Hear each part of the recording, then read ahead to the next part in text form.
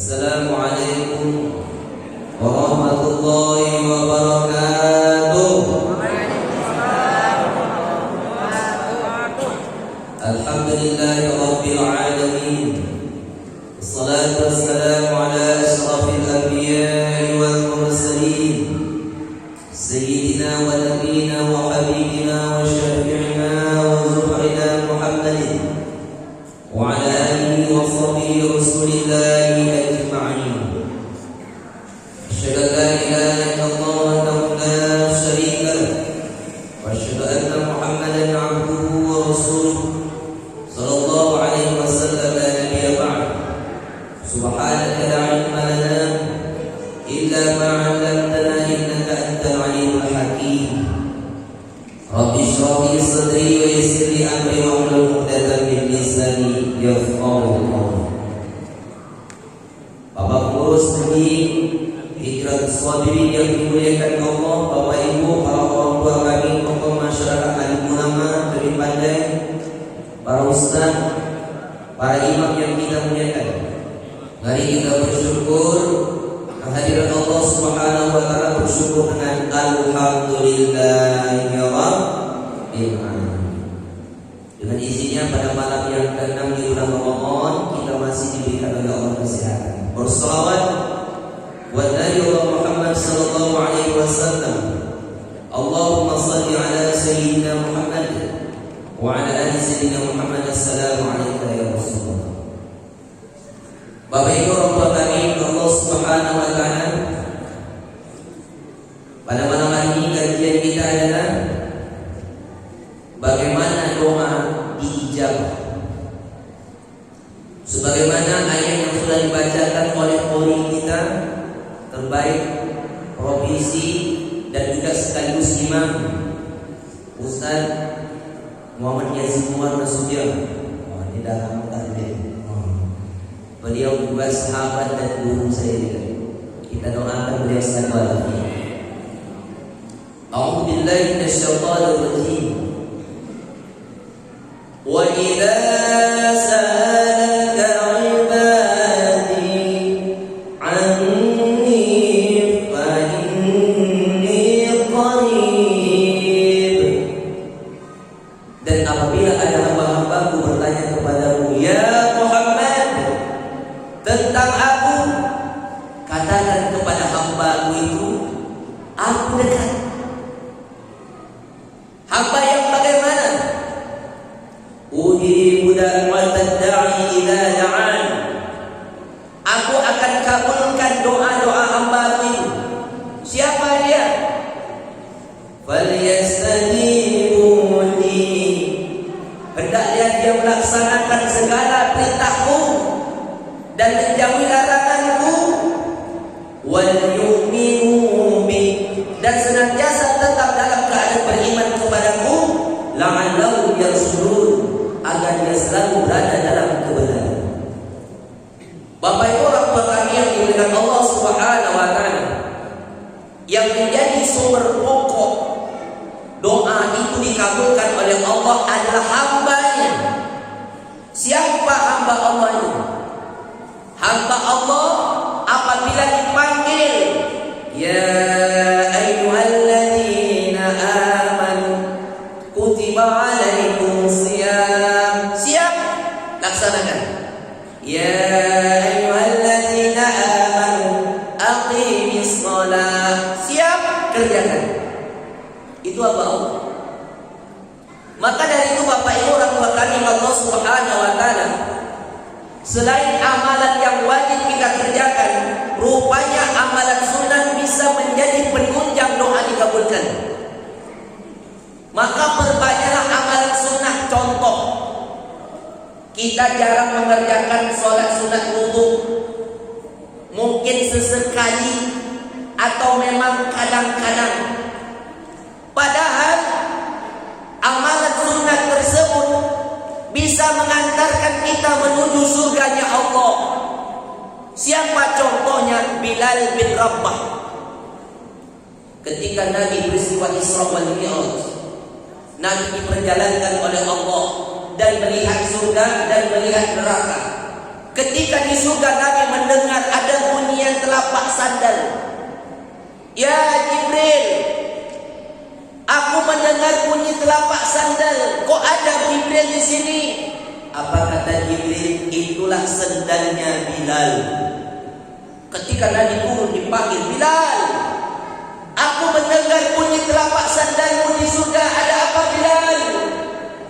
Apa kata Bilal? Wallahi ya Rasulullah, aku tidak melakukan apapun kecuali aku hanya berwudu, salat 2 rakaat. Wudu, salat 2 rakaat. Batal wudu lagi. Hanya amalan yang ringan tapi rutin dikerjakan bisa mengantarkan sendal Bilal sudah sampai duluan di surga. Kalau sendalnya sudah sampai duluan di surga, bagaimana dengan orangnya? Yang jadi pertanyaan kita semua, sendal kita sudah sampai di mana? Coba. Mungkin sendal kita lebih mahal dari baju, lebih mahal dari mukena. Sendal mahal-mahal tidak pernah dibawa ke masjid. Kenapa tak pernah dibawa ke masjid? Nah, itulah itu. Pulang dari masjid sendal hilang, mengamuk. Kenapa? Kurang ajar balik. Sendal baru beli hilang Pak Ustaz. Udah, ikhlaskan saja. Tak bisa Pak Ustaz. Bisa jadi sendal itu akan mengantarkan bapak itu ke surga. Bagaimana ceritanya? Karena sendal itu sudah dibawa melangkah menuju ke masjid. Setiap langkah itu dicatat. Yang kita khawatirkan sendal yang mahal di rumah tak pernah dibawa ke masjid, termasuk orangnya. Ini agak keras gini Pak. Sampai jam berapa? Saya kalau tak disetop tak mau berhenti Pak. Jadi bayangkan Pak, Bu, amalan yang ringan tapi rutin bisa mengantarkan menuju surganya Allah. Apalagi supaya doa kita diijabah ketika Allah memanggil. Allahu Akbar, Allahu Akbar, stop. Urusan dunia tinggalkan. Hadir, hayya 'alas shalah. Siap. Coba. Siapa contohnya? Kalau kita contoh adalah Umar bin Khattab.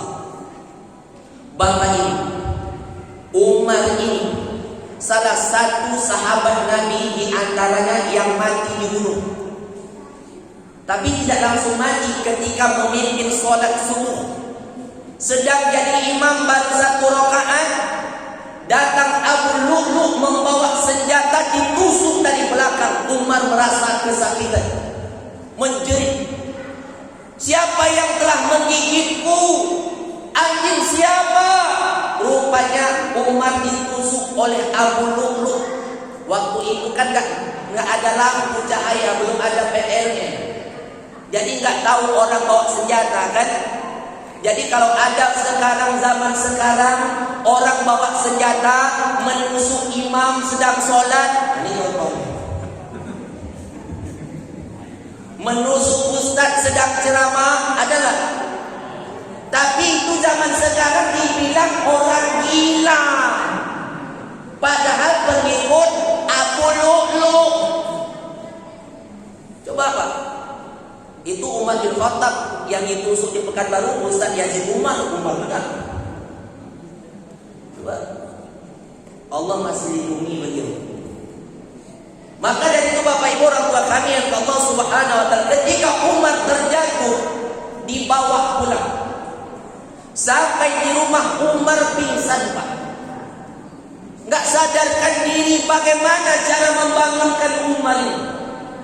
Rupanya kebiasaan Umar kalau mendengar suara azan, Umar harus terlebih dahulu sampai di masjid supaya dapat saf yang paling depan. Itu Umar. Kalau ternyata Umar terlambat, dia dapat saf yang nomor 2, dia berani bayar berapapun dengan orang yang di depan asal bisa ceng dengan kawan. Geng, saya di Mukoyo. Oh, tidak bisa. bayarlah. Wani piro? 1 M. Oke. Yang penting Umar bisa dapat saf yang paling depan. Kalau solat itu Umar. Kalau awak yang dicarinya saf yang belakang, kalau perlu yang ada tiangnya. Maklumlah kalau tua-tua kan. Maka dari itu Bapak Ibu, sahabat ini punya inisiatif. Bagaimana kalau kita azan? Diazankan Allahu Akbar, Allahu Akbar, terbangun Pak. Umar yang dalam keadaan pingsan terbangun. Ini menandakan apabila telinga ini sudah digunakan biasaan mendengar azan lalu kerjakan, dalam keadaan pingsan sekalipun bisa terbangun. Itu Umar. Kalau kita dengar azan bagaimana? Bu, kalau dengar azan subuh bagaimana? Bangun atau bertambah pingsan? Mungkin kita tambah pingsan apa? Yang azan lah, yang iqamat lah, yang solat lah. Dulu waktu kami masih tinggal di masjid lah, subuh azan.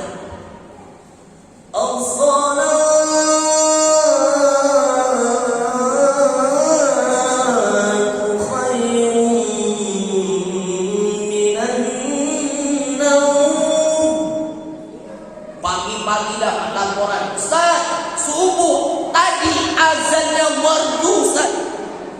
Merinding kami mendengar subuh itu Pak Ustaz, mendayung-dayung. Emang kedengaran ya? Bagaimana tidak Pak Ustaz? Corong meko depan rumah. Terus saking mendayungnya Ustaz, merinding, makin terlelap kami. Ya Allah. Tapi yang saya maksud Bapak Ibu bukan jemaah saya di sini, bukan. Yang saya sebut jemaah kami, bukan yang di sini. Insya Allah di sini sama juga, kan? Saya kalau ngaji merdu ini segan saya dengan guru saya ini. Saya paksa aja nih. Maka dari itu Bapak Ibu orang tua kami Allah Subhanahu wa taala, ketika Umar sudah kebiasaan mendengar azan walaupun dalam keadaan pingsan, dia langsung bangun. Begitulah hendaknya dengan kita. Yang terakhir, dia cepat selesai supaya doa kita dikabulkan oleh Allah di bulan Ramadan. Syahrul Ramadan alladzi unzila fihil Qur'an. Bulan Ramadan turun Al-Quran, maka perbanyaklah tadarus Al-Quran. Alhamdulillah tahun ini kita dapat izin solat tarawih witir, tadarus berjamaah. Tahun kemarin kecewa, termasuk ustaznya juga kecewa. Jadwal ustaz banyak dibatalkan. Apalagi Pak Imam, tak ada pintu masuk. Itu disebut Pak Imam.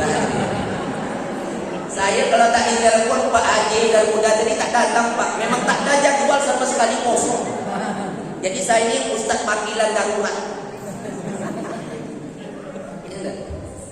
Maka dari itu Bapak Ibu orang tua kami yang Allah Subhanahu wa taala, bulan Ramadan, bulan turun Al-Quran, maka perbanyak tadarus Al-Quran. Ada target tahun ini minimal 1 kali khatam. Kalau bisa 2 kali khatam. Iqra'ul Quran. Bacalah Al-Quran fa innahu ya'ti yaumal qiyamah. Al-Quran akan datang pada hari kiamat syafi'an li ashabi, akan memberikan syafaat. Maka mulut ini harus banyak kita berzikir. Kalau dosa mulutnya paling banyak, kata-kata dusta paling banyak. Kalau dosa tangan mungkin ambil hak orang atau menambah. Dosa kaki melangkah mungkin tak diridhoi atau menyipak. Dosa telinga mungkin mendengar yang tak baik. Dosa mata melihat sarangnya dosa. Gara-gara mulut hancur negara. Gara-gara mulut hancur saudara. Gara-gara mulut hancur rumah tangga. Bersyukurlah kita sekarang ini corona datang, semua mulut ditutup.